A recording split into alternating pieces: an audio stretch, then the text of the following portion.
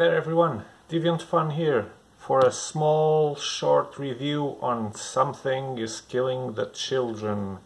We already did the live through, but today I thought I could talk a little bit about the book.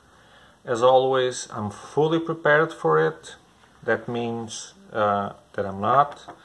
I'll just talk randomly about what the book felt to me, what I most liked, what I less liked, because there were things that I didn't like that much.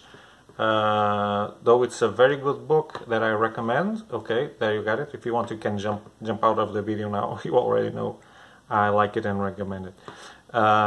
So it's written by James Tynion IV, who's been doing Batman and getting some praise. So he's a Scott Snyder's protege, and he's been getting some notoriety in the comics business. This is volume 1, and this is a story that you could, I could say Stranger Things wouldn't be too far away from this. So the story is pretty much similar. It has some similarities. So it's about a place called Archer's Peak, in a town in the heart of America, where children begin to disappear, and most of them don't even return. The ones that do have terrible stories of creatures that live in the shadows. No one knows for sure if they're just traumatized or if it's actual monsters or whatever. So we start out with the journey of this little kid here, who is kind of a nerdy little fellow like the ones in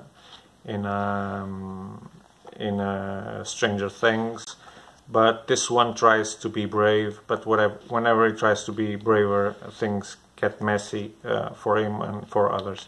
Then there's this power girl that gets introduced quite soon in the story, and she is actually a monster slayer, right? And of course the monsters are the children are not being kidnapped by people, though everyone wants to think that that's the case, but it's not. There's really some kind of monster there. And this little boy watches it attack other people, his colleagues, but he does get a glimpse of something dark and terrible, but he can't actually put the finger on what the hell did he see.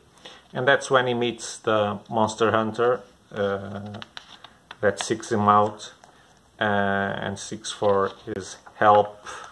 Well, not his help, she wants to offer her help, but she doesn't want him as a sidekick, but she kind of gets him as a sidekick. She's not given any margin to kick him off to the side. So in the meantime, there's also a family that lost a little girl recently, and the action that goes around leads them to think that the monster killer, whose identity remains secret for everyone except for the little boy, they tend to think that she has something to do with it. So they're on a hunt to catch her while she's trying to get the town rid of the menace. Turns out that the menace is then there's this little weirdo thing, which is inhabited by a spirit with some kind of premonition power.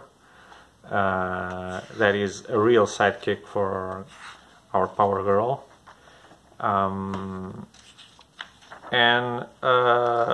When they finally, in this volume, they finally go hunt for the monster, they find its lair. And we find out that the monster, why the monster is so elusive. I'm not gonna say why, just not to ruin the experience, but is hard to spot. It's not just look in its direction and you will see it. It's not that easy. What I didn't like very much are the fighting scenes where the monster appears, because they're very blurry. You can't actually see even the silhouette of the monster. I would prefer to actually see its contours, and so the action scenes could be more explicit. But still, it doesn't stain the book itself. But it would help if it were better accomplished. Maybe it was on purpose, just to keep that eerie sense of what the hell is that in the shadows, but I think it doesn't work out that well. So turns out this monster was a very special kind of monster, so that leaves the doors open to volume 2. I'm not going to say what it is, but something big is coming, because of that revelation. We understand that something big is coming. So this was nominated in the Eisners this year, and I see why. It's though the story isn't that original, it is very well written. The pace is excellent.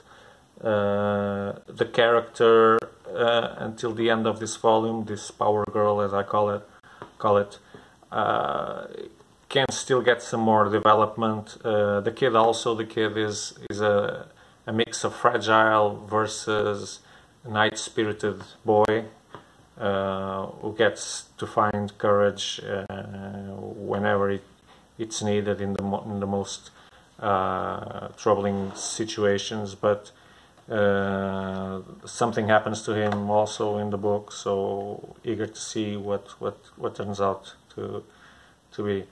So that's it. Something is killing the children, and this is something that you should pay attention to. It's a very good read, waiting for the second volume. So that's it. Bye bye. If you're interested, you can buy it on Deviant.fun.biz. Otherwise, just keep your attention on our Facebook page, on our Instagram, and on YouTube, where you can find all these videos. So bye all of you. Have a good week. See you.